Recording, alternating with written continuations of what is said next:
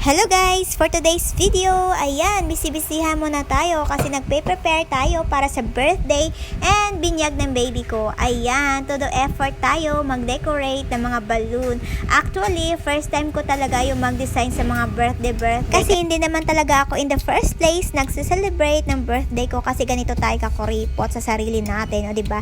And nandito na nga kami sa simbahan. Tingnan nyo naman yung baby ko pa na yung wala-wala niya. Kasi medyo naiinip na yan si baby at medyo inaantok na rin siya. Nakailang didi na yan. O, diba?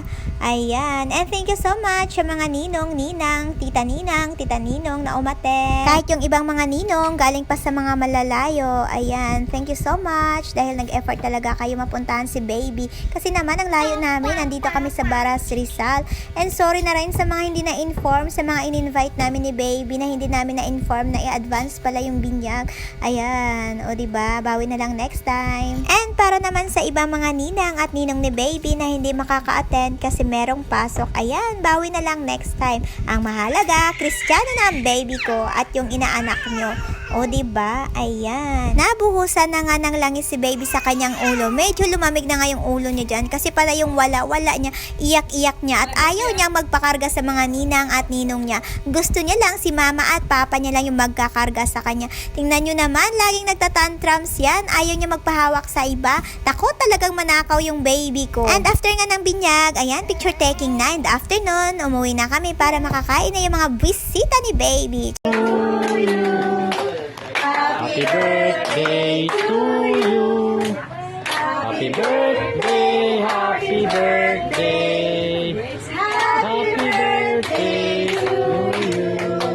Happy birthday to you. Happy birthday to you. Happy birthday, happy birthday, happy birthday to you. Ayan, for the blow na si baby niya ang kanyang candle. And since hindi naman siya marunong mag-blow, ayan, meron kaming pa fireworks. O, diba? And anyway, thank you so much sa mga tita ninong ni baby sa cooperation nyo sa pagluto ng mga handa ni baby. Kasi kung ako lang, nako, hindi talaga kakayanin kasi in the first place, hindi rin tayo marunong magluto. And sa mga gifts and sa mga pakimkim, thank you so much. God bless you all. Ayan pala yung nagpupugian at naggagandahang ninang at ninong ni baby. O, diba? Nakaraos din si baby sa kanyang binyag and sa kanyang birthday. Bali, pinagsabay na lang namin yung kanyang birthday and yung kanyang binyag para isang gastusan na lang, isang handaan, isang paguran. O, diba? What is important naman is yung mabinyagan si baby at ayong maging ganap na siyang Kristiyano. O, diba? Kahit simple lang yung celebration, ang mahalaga, ayan, hindi magutom and mabusog yung mga ninong ni baby. And, syempre, malasing din. O, diba? Lasingan na! Takot mo eh. Kulang yung takot. Ay, pangit daw. O, diba yung baby ko, ayaw talaga magpakarga sa mga ninang at ninong niya. Kaya ang ending, wala siyang matinong picture kasama yung mga ninang at ninong niya. O, diba, napaka-ignorante talaga ng baby ko. By the way, thank you so much again. Ayan, thank you for watching. Bye! See you in my next mini vlog.